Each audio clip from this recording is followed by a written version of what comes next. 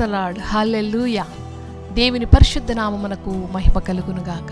మహాగణుడు మహోన్నతుడనైన యేసుక్రీస్తు ప్రశస్తమైన నామములో ఉదయకాలం దేవుని యొక్క వాగ్దానం కొరకు ఎదురు చూస్తూ, దేవుని యొక్క సన్నిధిలో ఆయన మాట కొరకు ఎదురు చూస్తున్న మీకు అందరికీ ప్రభు పేరట నా ప్రత్యేకమైన వందనాలు.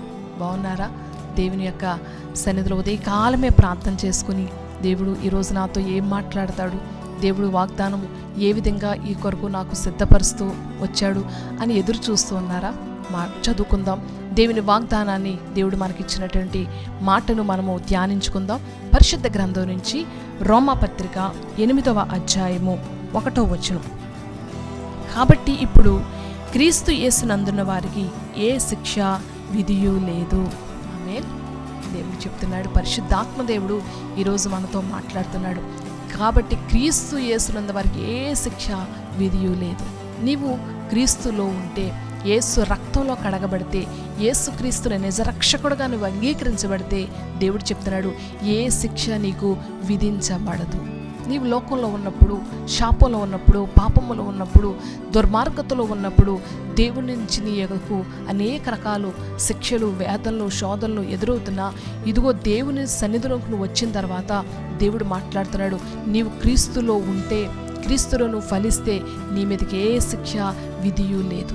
దేవుని సన్నిధిలో దేవుని యొక్క వాగ్దానము చాలా నమ్మదగినది. దేవుని మాట, దేవుడు మనకిస్తున్నటువంటి ధైర్యపరిచే వాగ్దానము చాలా విచిత్రముగా ఉంటుంది.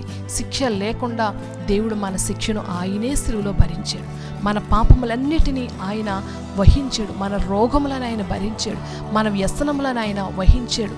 దేవుడు మన కొరకు ఈ యొక్క భూలోకములో మానవ అవతారిగా వచ్చి మన పాపములను, మన శాపములను తన భుజములపై వేసుకొని మనం భరించవలసిన శిక్ష ఆయన భరించాడు. ఆయన సిలువలో వేలాడుతూ అనేక మందికి అనేక రకాలైన ఉపదేశాలు కూడా చేశాడు.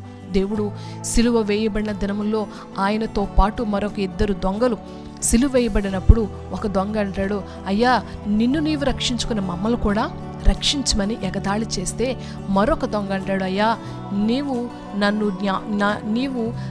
జ్ఞాపకము చేసుకో, పరదేశంలో నన్ను జ్ఞాపకము చేసుకొని సిలువలో ఉన్నటువంటి ఆ దొంగ యేసు క్రీస్తును ప్రాధాయపడినప్పుడు దేవుడు అంటాడు, నేడు నీవు నాతో కూడా పరదేశులో ఉండు. ఎంత దేవుని ప్రేమ!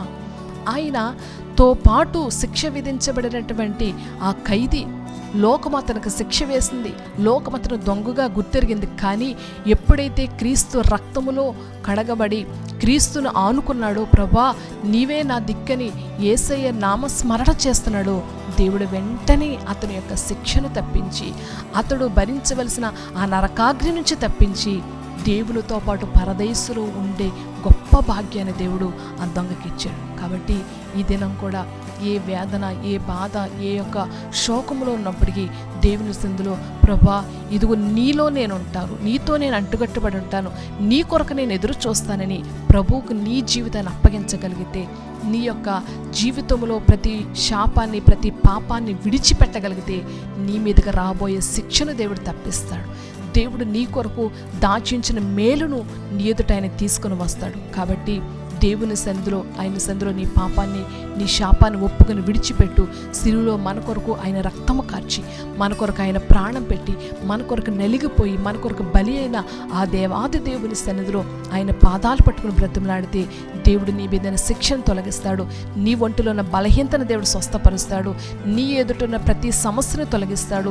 ఇదిగో ఒకవేళ అప్పుల బాధల్లో, ఆవేదనలో కురుకుపోతున్నామేమో, దేవుడు వాటి నుంచి కూడా విడిపించి, ఆ అప్పులనే శిక్ష నుంచి, ఆవేదనలనే ఆర్థిక పరిస్థితి నుంచి విడిపించి దేవుడు స్వేచ్ఛమైన జీవితాన్ని ఇస్తాడు. అటువంటి కృప కొరకు దేవుని సన్నిధిలో ప్రార్థన చేద్దాం. మహిమ కలిగిన దేవా, కృప కలిగిన తండ్రి, నీకు వందనాలయ్యా. ఈ ఉదయకాలం మాతో మాట్లాడుతున్నావు. ఇదిగో క్రీస్తు యేసునందున వారికి ఏ శిక్షా విధియు లేదన్నావయ్యా. నీలో అంటకట్టబడిన వారికి, నీ పాదాలు పట్టుకున్న వారికి, ఇదిగో నీ పాదాలు పట్టుకుని శరణ కోరిన వారికి శిక్షను తప్పించే దేవుడవయ్యా. మా శిక్షను నువ్వు సిలువలో భరించిన గొప్ప దేవుడవి యేసయ్యా. అయ్యా నైనా, నీ యొక్క సన్నిధిలో నీ పాదాలు పట్టుకున్న దొంగను నేడు నీవు నాతో కూడా పరదేశులో ఉందని, నరకాగ్నికి వెళ్ళవలసిన ఆ వ్యక్తిని అయ్యా నీతో పాటు నీ రాజ్యములకు చేర్చుకున్నావయ్యా.